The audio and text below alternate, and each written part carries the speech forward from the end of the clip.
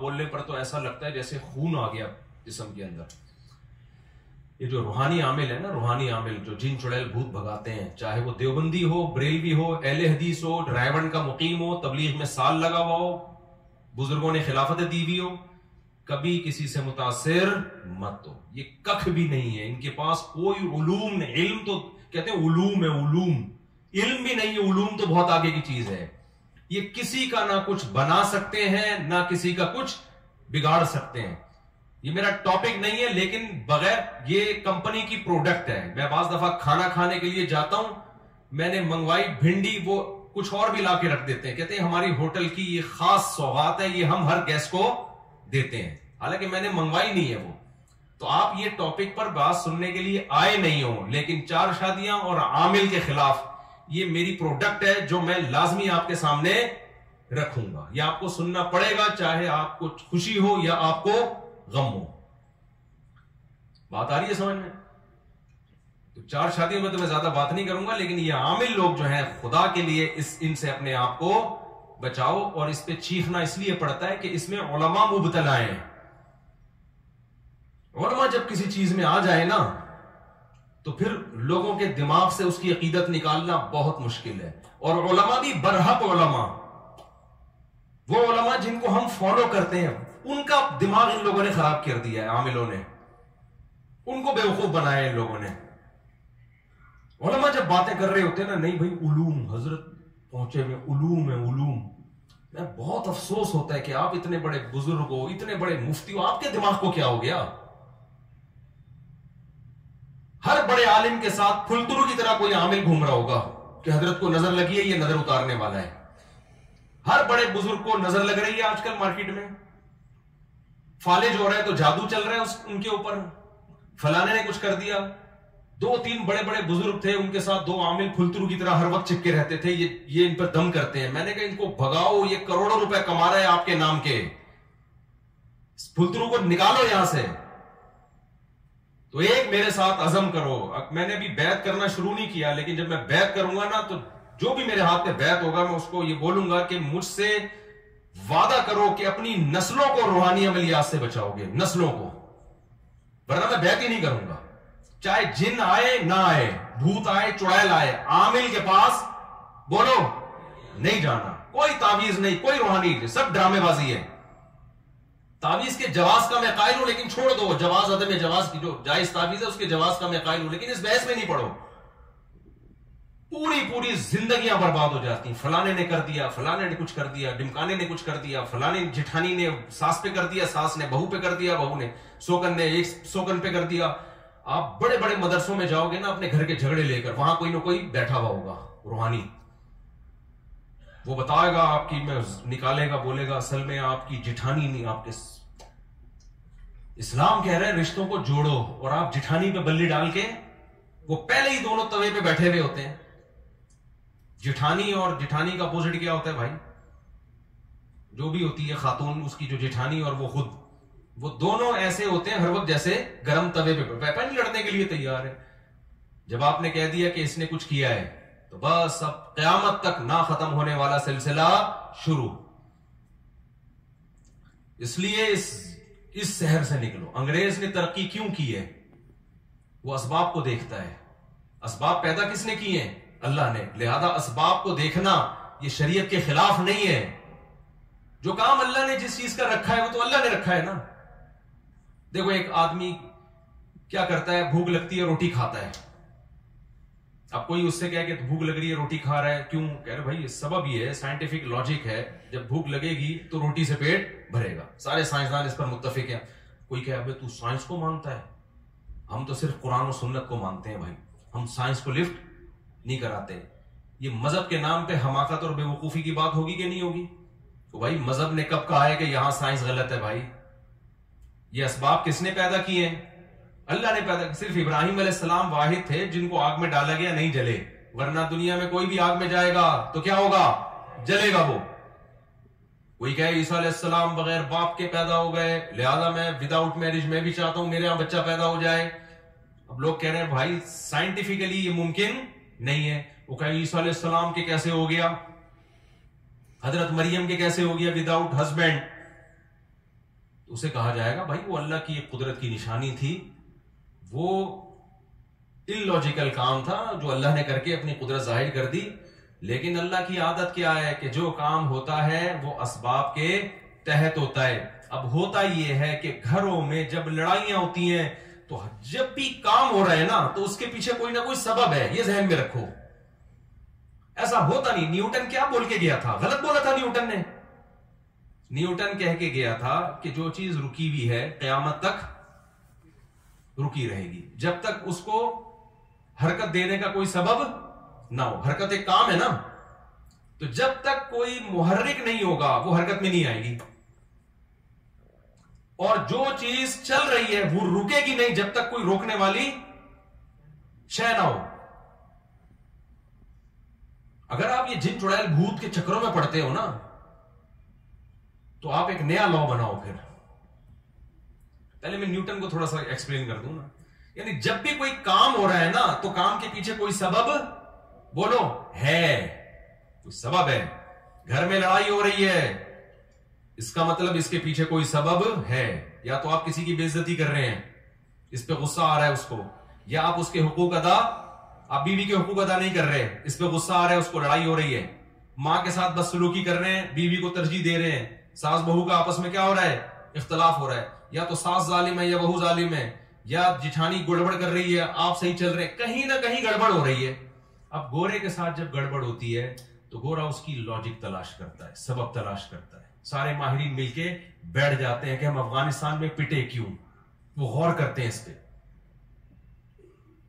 वो जिन्नात पे नहीं डाल देते हैं। कभी अमेरिकन आर्मी का बयान आया कि हम 40-42 मुल्क लेके अफगानिस्तान में उतरे थे, एक्चुअली वहां पे जिन्नात थे जिसकी वजह से हम जीत नहीं सके। कभी ऐसा कोई फेंकी उन्होंने? बोलो ना क्या हो गया भाई।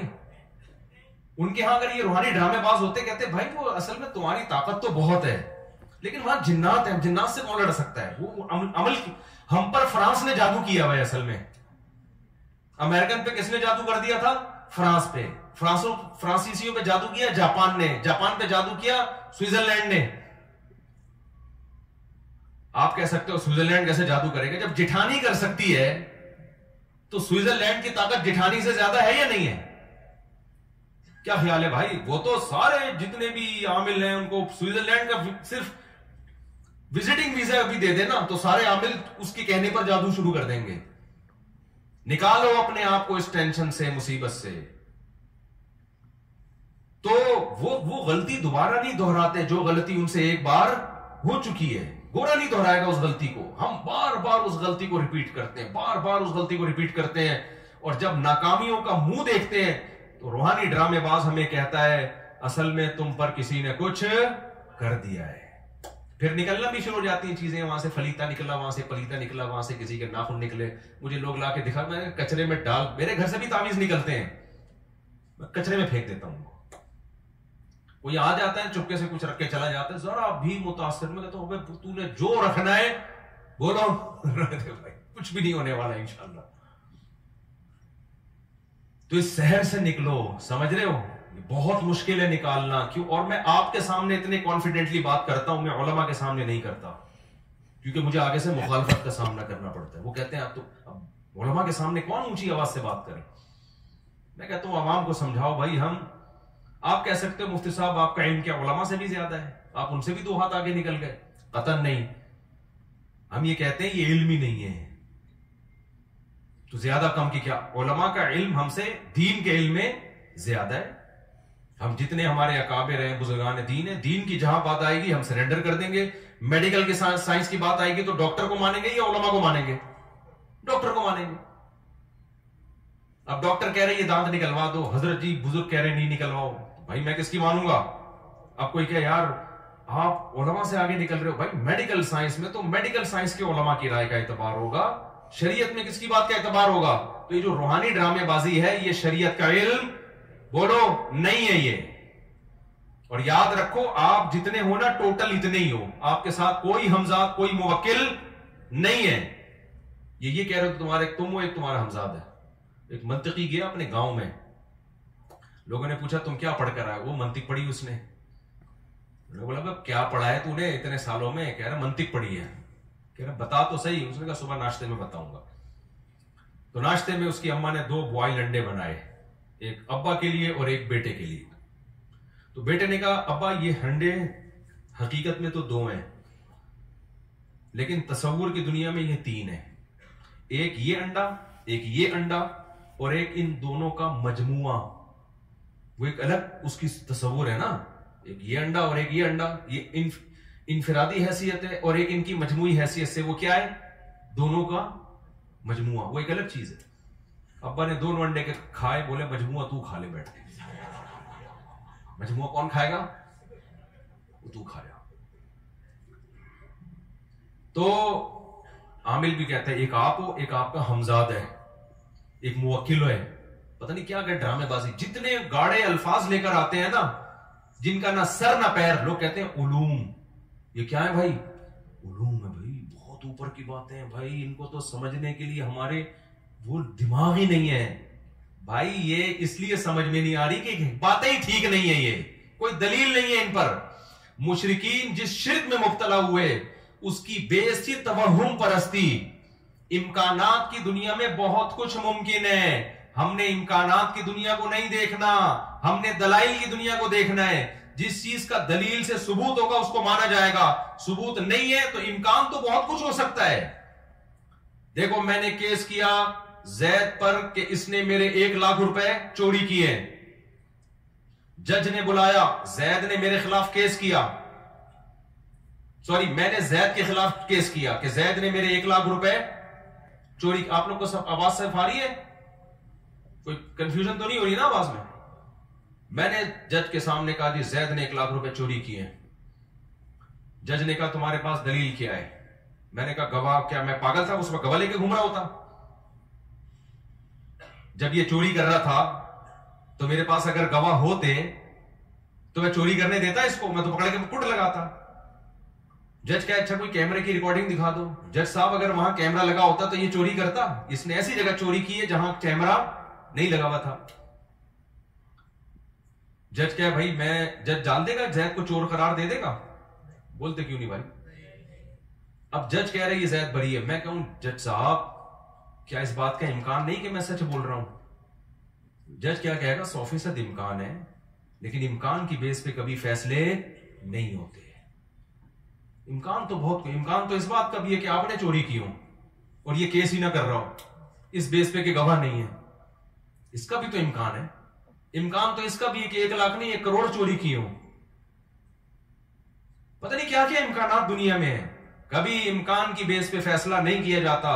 मुशरिकीन जो ये करते थे कि ये बुत हैं जो अल्लाह ने इनको इख्तियारात दे रखे हैं, ये बुत हमें औलाद देगा, ये वाला बुत हमें हमारी शादी कराएगा, ये वाला बुत जो है हमें रोजगार देगा, ये वाला बुत हमारे बीमारों को ठीक करेगा। जैसे हिंदू यही कहते हैं ना, हिंदुओं के बहुत सारे भगवान हैं, ये वाला भगवान ये काम करेगा, ये वाला भगवान ये काम करेगा, ये थोड़ा महंगा भगवान है, ये ज्यादा बड़े बड़े काम करेगा, ये थोड़ा सस्ता वाला भगवान है, ये थोड़े कम रेट वाला भगवान है, 20 किस्म के।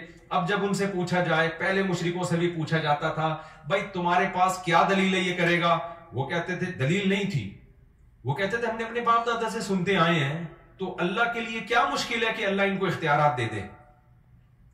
इम्कान तो है ना कि हो सकता है अल्लाह ताला ने इनको इख्तियार दे। जैसे आज हम जब मुशरिक से बात करते हैं कि इन बुजुर्गों के पास बिल्कुल इख्तियारात नहीं है, वो कहते हैं, जवाब ये देते हैं कि भाई इनका अल्लाह से ताल्लुक है, तो अल्लाह अगर अपने बंदों को औलाद देने का इख्तियार दे दे, बिगड़ी बनाने का इख्तियार दे दे, तो इन वहाबड़ों को क्या तकलीफ हो रही है इस पे? कहते हैं कि नहीं कहते? भाई तुम लोगों को क्या तकलीफ है इस पे? अगर अल्लाह देना चाहे तो कौन सी रुकावट है? भाई अल्लाह देना चाहे तो कोई रुकावट नहीं है, लेकिन इतना काफी नहीं है कि अल्लाह देना चाहे तो दे सकता है। दलील होनी चाहिए कि दिए भी है कि नहीं दिए। नहीं आई मेरा ख्याल है बात समझ में। इम्कान की दुनिया में तो बहुत कुछ क्या है पॉसिबल है। इम्कान की दुनिया में तो यह भी मुमकिन है अल्लाह इस लकड़ी को इख्तियार दे दिया हो, इस चश्मे को इख्तियार दे दिया हो, अल्लाह ने देगा क्यों? कुरान कहता है कि ज़रब लकुम मसलन मिन अनफुसिकुम, अल्लाह तुम्हारी मिसालें बयान करता है, तुम्हारे अंदर की मिसालें बयान करता है। तुम्हारे जब गुलाम होते हैं, अरब में गुलाम की जितनी प्रॉपर्टी थी उसका मालिक उसका मौला हुआ करता था। तो क्या तुम गुलामों को अपने इख्तियारात में अपने साथ शरीक करते हो? कोई भी नहीं करता। तो मैं इस मखलूक को, जो मेरे नजर में गुलामों से बदतर है, कमजोरी में, रुतबे में नहीं, कमजोर होने में, मैं उनको अपने साथ इख्तियारात में शरीक क्यों करूंगा? तो हर शिर्क की इब्तदा कहां से होती है? तवहुम परस्ती, मे बी, इंग्लिश का लफ्ज है ना, मे बी, हो सकता है, हो सकता है ऐसा हुआ, हो सकता है ऐसा हुआ, हो सकता है ऐसा हुआ। भाई हो सकते पे हम नहीं जा सकते। आजकल आपने देखा होगा, बच्चे को नजर लगे खवातीन मिर्चें जला रही होती हैं, अजीब अजीब टोपे ड्रामे कर रही होती हैं। हो सकता है भाई इससे नजर क्या हो जाए, भाई इसकी दलील क्या है? तो खवातीन ये दलील देती हैं, फलां की नजर उतर गई, बच्चा रोता था, मिर्चें जलाई। भाई बात यह है कि शैतान जो है ना, शैतान, उसको पता होता है कि मैं जिस बच्चे को छेड़ूंगा इसकी मां उल्टी सीधी हरकतें करेगी, फिर मैं छेड़ना छोड़ दूंगा ताकि उन उल्टी सीधी हरकतों पे इसका ईमान बढ़े। जो माएं ये काम करती नहीं है उनके बच्चे बिला वजह रोते ही नहीं है। जब कोई माकूल रीजन होती है तो रोते, वरना नहीं रोते। तो ये जो रूहानी आमिलों के पास जाने वाले लोग हैं, शिर्क करने वाले लोग हैं, शयातीन इनसे खेलते हैं। शयातीन को पता है कि ये इन पर ईमान रखते हैं, लिहाजा इनको तंग करो। जब ये आमिल के पास जाएंगे तो तंग करना छोड़ दो। और जो जाता ही नहीं है तो शैतान कहता है भाई यहां टाइम वेस्ट करने का कोई फायदा नहीं है, इनको तंग करने की जरूरत है ही। मेरे ऊपर जिन क्यों नहीं आ जाते? मैं इतना आमिलों के खिलाफ 25-30 साल से बोल रहा हूं, एक भी जिन ऐसा भी नहीं कि कोई मजाक करके चला गया हो मेरे साथ, बहू करके गया हो। मैं 25 साल से आमिलों के खिलाफ, और जिन ये जो जिन चुड़ैल भूत के ड्रामे शुरू किए, मैं बोल रहा हूं, कोई एक भी नहीं है। हमारे घर में भी सब कुछ होता है भाई, जो नॉर्मली लोगों के बच्चे बीमार भी होते हैं, ठीक भी होते हैं। मुझे नहीं याद कभी मैं किसी आलिम के पास गया हूं कि फलीता, कोई पलीता। आज हर दूसरा आदमी फलाने कर दिया है, फलाने नजर लगा दी है। नजर बरहक है, लगती है, इतनी नहीं जितनी आजकल लोगों को कोई चीज ही नहीं नजर लगने के लिए तुम्हारे पास यार। कोई बहुत ही अचंभे का काम हो तो इम्कान होता है। जैसे याकूब अलैहिस्सलाम के 11 बेटे थे, 11 बेटे, सारे खूबसूरत कड़ियल जवान, मिस्र के एक दरवाजे से दाखिल हो रहे हैं। यूसुफ अलैहिस्सलाम के बारे में हदीस में आता है, अकेले यूसुफ को अल्लाह ने, बुखारी मुस्लिम की हदीस है, आधा हुस्न अकेले यूसुफ अलैहिस्सलाम को दिया है। इस कायनात है ना, उसमें से आधा अकेले किसको दे दिया? यूसुफ को। तो उनके भाइयों में भी तो कुछ चमक होगी ना हुस्न की। इतने हसीन लंबे लंबे 11 बेटे जब एक बाप के एक दरवाजे से दाखिल होंगे तो नजर लगना समझ में आता है। इसलिए याकूब अलैहिस्सलाम ने फरमाया मुतफर्रिज दरवाजों से दाखिल होना। फिर भी अल्लाह से तौबा इस्तिगफार किया कि जो अल्लाह चाहेगा होगा वही। मैं सिर्फ एक असबाब के दर्जे में एहतियात कर रहा हूं। आज 11 बेटे होते किसके हैं? एक आध दो बच्चा, उसको नजर लगने का कोई खतरा, बोलो वो नजर लगे थे तो 2 रह गए थे, समझ रहे? फिर वो हुस्न जमाल होता है ना, वो बर्गर खिला खिला के तो बच्चों को मोटा किया जा रहा है, उसमें वो पर्सनैलिटी नहीं होती, कोई शख्सियत नहीं होती, वहम। औरत को हुस्न की नजर लग रही है, बच्चों को किसी ने थोड़ी सी तारीफ कर दी, कितना प्यारा बच्चा है, एकदम इसको नजर लग गई। इतना ज्यादा वहम की दुनिया में भाई मुसलमान धंसता चला गया है। मजहब सिर्फ इतना ही रह गया है। मजहब से जो मुसलमान का ताल्लुक है ना, वो इतना रह गया है कि फलानी सूरत पढ़ने से ये हो जाता है, फलानी सूरत पढ़ने से ये हो जाता है, फलां से ये जिन भाग जाएगा, फलां से चुड़ैल भाग जाएगी, फलां सूरत पढ़ने से पैसे आ जाएंगे, फलां सूरत पढ़ने से गुर्बत दूर हो जाएगी, फलां सूरत पढ़ने से फलां जगह शादी हो जाएगी, फलां सूरत पढ़ने से ये हो जाएगा। बस सहाबा कराम की अगर जिंदगी इसी के गिर्द घूमती तो ना वो तिजारत में तरक्की करते, ना टेक्नोलॉजी में तरक्की करते, ना दीगर साइंसी उलूम में तरक्की करते, ना पूरी दुनिया की बागडोर उनके हाथ में आती। तो मैं तो मजहबी लोगों को इस शहर से निकालने की कोशिश में लगा हुआ हूं। मजहबी लोगों को, मजहबी लोग ठीक हो जाए ना तो इस्लाम का इमेज दुनिया में अच्छा हो जाएगा। समझ में आ रही है बात के नहीं आ रही है? तो इसलिए आज से मर जाओ मगर किसी आमिल के पास, भले जिन आ जाए, पहले तो नफ्सियाती डॉक्टर के पास जाओ। 99.9% केस दिमाग के होते हैं, खोपड़ी सही काम नहीं कर रही होती। अगर आप शुरू में नफ्सियाती डॉक्टर के पास चले गए तो वो मेडिसिन से कवर कर लेगा, नहीं गए ना शुरू में तो इतना मामला पेचीदा हो जाता है कि फिर वो जो नफ्सियाती डॉक्टर आपके साथ थोड़े दिन गुजारेगा ना, वो भी किसी आमिल के पास जा रहा होगा बैठ, पागल के साथ रह के ना बंदा खुद पागल हो जाता है। तो जो मैं असल बात करने वाला था कि एक तो ये कि बचाएं अपने आप को, और इन चीजों की बेस तवहुम परस्ती है, कोई दलील नहीं होती, बस वहम। तो वहम से निकालो अपने आप को। और ये वहम गैर मुस्लिमों में भी बहुत है। किसी ने कहीं छोड़ दिया कि भाई 13 का अदद मनहूस होता है। अब कितने ममालिक ऐसे 13वीं मंजिल ही नहीं है, 12वीं के बाद डायरेक्ट 14वीं शुरू हो जाती है। पता नहीं कौन सा बाबा इनको कह के चला गया था कि 13 का अदद मनहूस है। हमारे यहां मुहर्रम सफर को मनहूस मान लिया। हम चीख चीख के थक गए, भाई कोई महीना इस्लाम में मनहूस नहीं है, लेकिन नहीं करेंगे शादी ब्याह लोग उसमें। और जब उनको कहा जाए ना, मैं करो निकाह मुहर्रम में सफर में, तो कहते हैं को फर्ज है क्या, हम रबीउल अव्वल में क्यों नहीं कर लें? भाई फर्ज वाजिब तो ना रबीउल अव्वल में, ना सफर में, ना मुहर्रम में, ना रमजान में। बात यह है कि आपकी शादी की डेट मुहर्रम में तय हो रही थी, मुहर्रम की बेस पे जो आप उसको डिले कर रहे हो, इसका मतलब ये तवाहुम परस्ती है। मुहर्रम में शादी होना ना होना इतना बड़ा इशू नहीं है। ये जो आपके जहन में वहम है ना, बगैर दलील के फैसले करना, इसका इलाज ज्यादा जरूरी है। समझ में आ रही है बात के नहीं? और इसका इलाज जब होता है जब आप अपने वहम के अगेंस्ट चलना शुरू हो जाए। जब आप अपने जो वहम पैदा हो रहा है ना उसके उल्टा चलना। जैसे किसी को वहम हो रहा है ना कि ये आमिल लोग मेरा कुछ बिगाड़ सकते हैं, आमिलों को गालियां देना शुरू कर दे, ये खौफ दिल से क्या हो जाएगा, निकल जाएगा। मुझे एक बंदे ने बताया कि किसी आमिल को मैंने बुरा भला कहा, उस आमिल ने कहा बेटा तेरे पास अब 24 घंटे हैं, बस 24 घंटे मैं पढ़ाइयां कर रहा हूं, मैं पढ़ाइयां करूंगा, जिन आएंगे, चुड़ैल आएगी, भूत आएगा, ये होगा, फलाना होगा, ढिमकाना होगा। तो वो बंदे ने मुझे फोन किया, पुराना किस्सा है, कहता है मुफ्ती साहब 24 घंटे ना मुझे वो हो गया थोड़ा सा, अल्लाह खैर करे, तो मैं उस आमिल से सॉरी कर लूं? मैंने कहा नहीं। कह रहे फिर मेरा डर कैसे निकले? मैंने कहा डर ऐसे निकले फोन करके और सुना दे।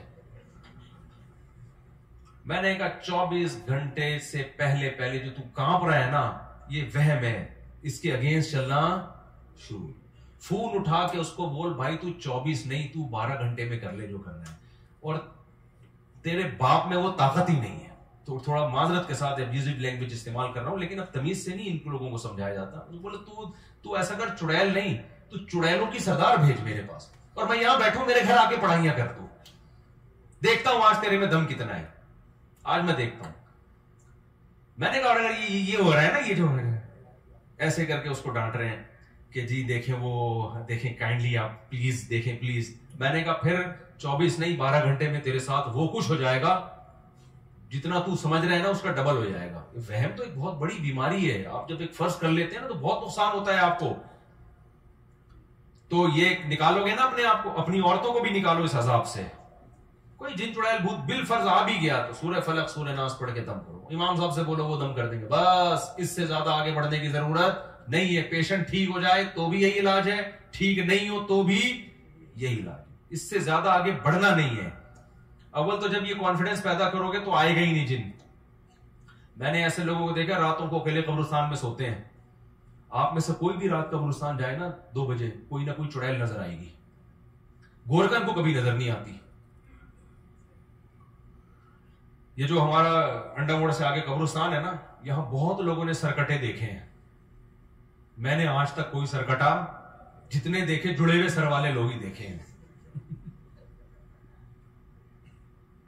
लेकिन रिपोर्टें हैं कि हमने वो पापोश के कब्रिस्तान में सरकटा देखा, और वो बताने वाले भले नेक लोग होते हैं, भाई उनके दिमाग में चूंकि एक वहम पैदा हो गया, उनको सरकटा भी नजर आएगा, एक आंख वाला भी नजर आएगा, चुड़ैल भी नजर आएगी, भूत भी नजर आएंगे उनको।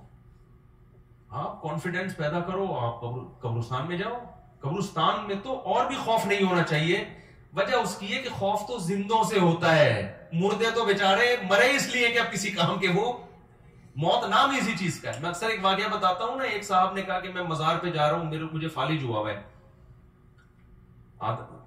जो है ना, तो मैं मजार पे जाऊंगा, मैं दुआ मांगूंगा ताकि बाबा की बरकत से मेरा दूसरा धड़ भी, मेरा नहीं फालिज खत्म हो जाए। मैंने कहा भाई जिस बाबा की कब्र पे जा रहे हो उनके दोनों धड़ काम नहीं कर रहे, तो तुम्हारा आधा धड़ तो कम से कम काम कर रहा है ना। तो जिसके दोनों धड़ काम ना कर रहे हो वो उसका धड़ कैसे सही कर सकता है जिसका एक धड़ काम ना कर रहा हो। उनको तो अगर कर रहे होते तो वो अपना धड़ पहले सही करते ना। तो मुर्दों से तो बेचारे वैसे ही खौफ नहीं होना चाहिए, लेकिन जिन चुड़ैल भूतों के जितने वाकयात कब्रिस्तानों से मुताल्लिक हैं इतने कहीं और से मुताल्लिक नहीं।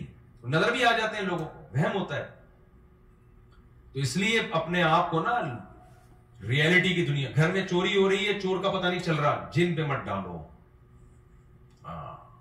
बहुत केस मैंने ऐसे पकड़वाए, लोग कह रहे यार कोई भी चोरी नहीं कर रहा, पता नहीं लॉक कहां से खुल जाता है। मैंने कहा अंदर ही का चोर है। कह रहे नहीं हमारे घर में। मैंने कहा भाई हो नहीं सकता। मैंने कहा खुफिया कैमरा लगा दो कहीं से। तो बैंकों से चोरी होती है, कभी देखा बैंक ने हिसाब किताब में गड़बड़ आ रही है बैंकों में ना, साल के आखिर में ऑडिट होता है ना, पूरा करोड़ों रुपए का हिसाब, पता चला जी करोड़ों रुपए में गड़बड़ हो रही है। कभी देखा बैंक के जो ऑडिट करने वाले हैं उन्होंने कहा इस दफा कुछ चुड़ैल का केस लग रहा है या कोई जिन ने लॉकर से पैसे निकाले। तो इसलिए अपने आप को इस शहर से निकालो। खैर मैं लुकमान अलैहिस्सलाम की बात कर रहा था, तो पहली बात अपने बच्चों को भी जिन चुड़ैल भूत के बारे में मजबूत कर दो। माँ बाप उल्टा जिन्नात से बच्चों को डरा रहे होते हैं। आपको पता है एक नफ्सियाती डॉक्टर ने बताया कि जितनी नफ्सियाती बीमारियां हैं ना, इनकी बुनियाद बचपन में माँ बाप ने रखी होती है। अक्सर ये बचपन की बीमारियां होती हैं जो बड़े होकर निकल रही होती है। माँ बाप ने उनके लाशऊर में जिन डाल दिया, चुड़ैल डाल दी, भूत डाल दिया। माँ बाप डराते ना जिन बाबा आ रहा है, जिन बाबा आ रहा है। भाई ये बहुत खतरनाक है। बच्चों को ऐसे कार्टून दिखा रहे हैं जिनमें जिन चुड़ैल भूत दिखाई जा रही है, बच्चे बहुत डर जाते हैं इससे और उनके लाशऊर में खौफ पैदा होता है। फिर वो लाशऊर वाली चीजें उनको नजर भी आना शुरू हो जाती है। अचानक रात को चीखेगा अब्बू ये चुड़ैल खड़ी हुई है सामने। जी ये सारे हो रहते हैं, या तो मोबाइल पे देख रहा है या कंप्यूटर पे देख रहा है या उसको स्कूल में कोई जिन चुड़ैल भूत की बात कर रहा है या माँ बाप। Hey, it's me, your skin.